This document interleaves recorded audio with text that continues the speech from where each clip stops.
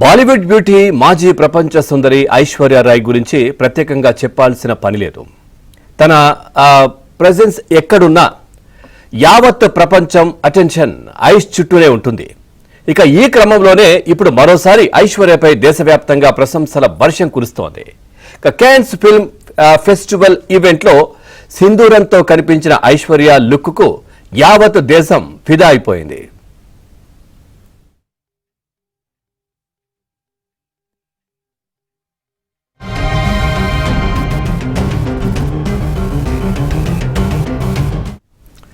Cinema వేడుకలంటేనే తారలు ధరించే దుస్తులు ప్రత్యేక ఆకర్షణగా నిలుస్తుంటాయి.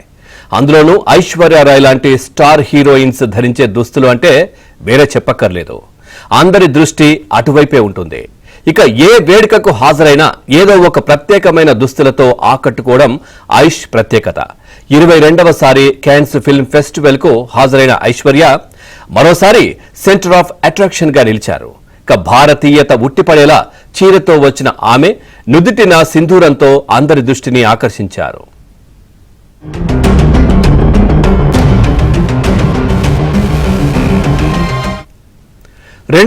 లో తొలిసారి ఈ వేడుకలో మెరిసిన ఆమె అప్పట్నుంచి ప్రతి ఏడాది కాన్స్ లో తన ప్రత్యేకతను చాటుకుంటూనే ఉన్నారు.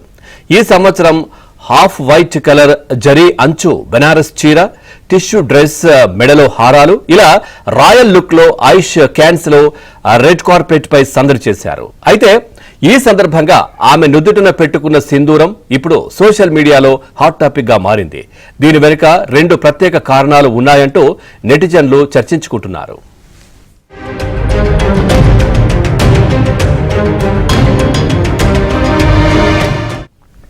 గత నెలలో జరిగిన పహల్గాం దాడికి ప్రతీకారంగా భారత్ చేపట్టిన ఆపరేషన్ సింధూర్ కు కాన్స్ వేదికగా తన లుక్ తో ఐశ్వర్య మద్దతు ఇచ్చారన్న అభిప్రాయాలు వ్యక్తమవుతున్నాయి.